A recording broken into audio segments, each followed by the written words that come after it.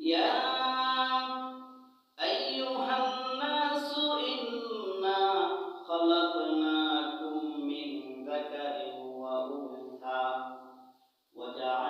وجعلناكم شعوبا وقبائل لتعارفوا إن أكرمكم عند الله أتقاكم إن الله عليم خبير الله أكبر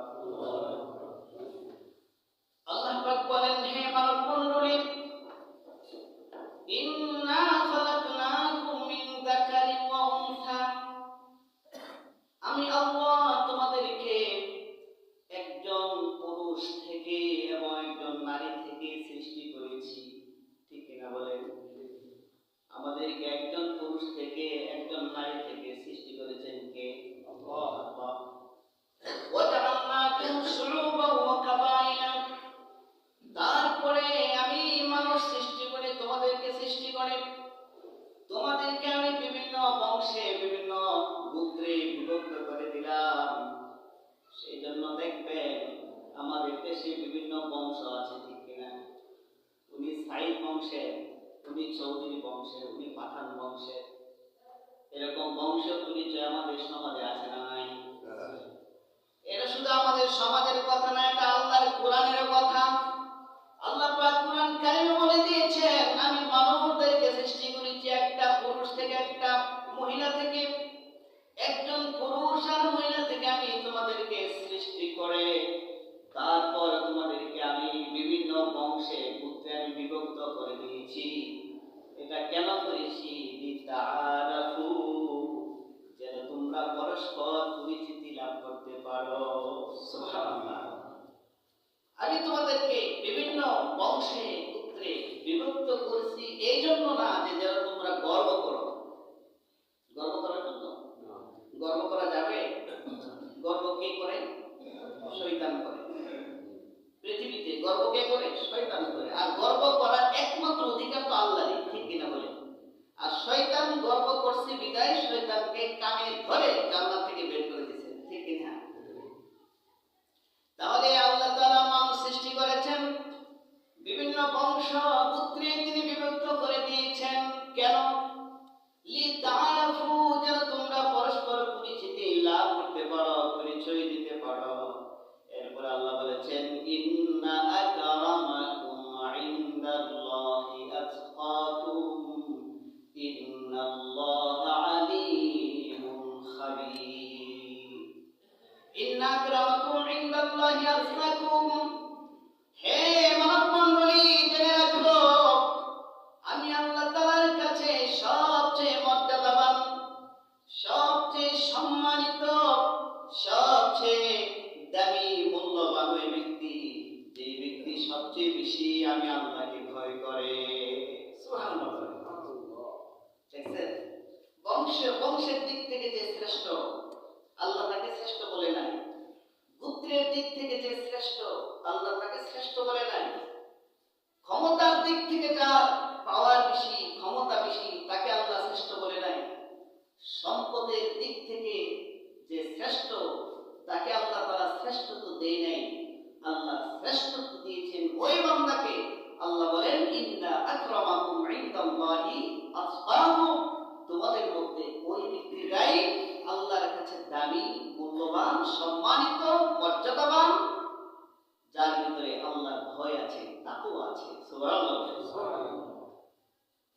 ইন্নাল্লাহা আলিমুন খাবীর আল্লাহ তাআলা সব জানেন তিনি সব কিছু জানেন তিনি মহাজ্ঞানী এরপরে আল্লাহ রাসূল সাল্লাল্লাহু আলাইহি সাল্লাম একটি হাদিসে তিনি বর্ণনা করেছেন ইন্নাল্লাহা লা ইয়ানজুরু ইলা কুলুবিকুম ওয়া আমওয়ালিকুম ওয়ালাকিন ইয়ানজুরু ইলা কুলুবিকুম ওয়া আ'মালিকুম আল্লাহ রাসূল সাল্লাল্লাহু আলাইহি সাল্লাম বলেন ইন্নাল্লাহা লা ইয়ানজুরু ইলা সুওয়ারিকুম ওয়া আমওয়ালিকুম নিশ্চয়ই আল্লাহ তাআলা তোমাদের চেহারার দিকে তাকান না তোমাদের সম্পদের দিকে আল্লাহ তাআলা তাকান না তিনি তাকান তিনি দেখেন ওয়ালাকিন ইয়ানজুরু ইলা কুলুবিকুম ওয়া আ'মালিকুম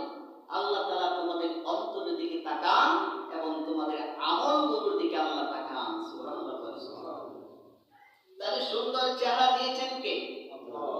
এটা তো আপনার কোনো অহংকার নাই। লক্ষ কোটি কোটি টাকার মালিক বানিয়েছেন কে? আল্লাহ। এটা তো আপনার কোনো অহংকার না। আল্লাহ চেহারা দিয়েছেন, আল্লাহ সৌন্দর্য দিয়েছেন, আল্লাহ সম্পদ দিয়েছেন, এগুলো আল্লাহর দেখার প্রয়োজন নাই।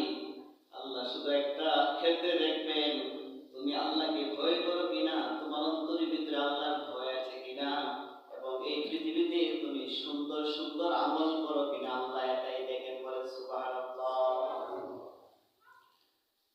এরপরে যারা আল্লাহকে ভয় করে তারা আল্লাহর অনুসরণ করে, ঠিক কিনা বলেন? যাদের ভিতরে ভয় বেশি, যাদের ভিতরে আল্লাহর প্রেম বেশি, আল্লাহর মহব্বত বেশি, তারা আল্লাহকে মেনে চলেও বেশি, ঠিক কিনা? আল্লাহ পাক কোরআন কারীমে বলেছেন, ওয়া মান ইউতিইল্লাহা ওয়া রাসূলাহু ওয়া ইয়াখশাল্লাহা ওয়া ইয়াত্তাকিহি ফাউলাইকা হুমুল ফাইজুন। জোরে বলেন আল্লাহু আকবার।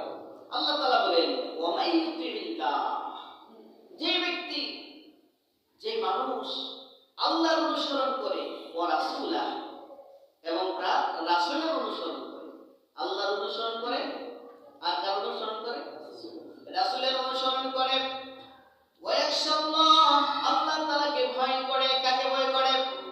আল্লাহ তাআলাকে ভয় করে। ওয়া ইয়াত্তাকিহি, আল্লাহর অবাধ্যতা হওয়া থেকে ভয় করে। আল্লাহর অবাধ্য হয় না।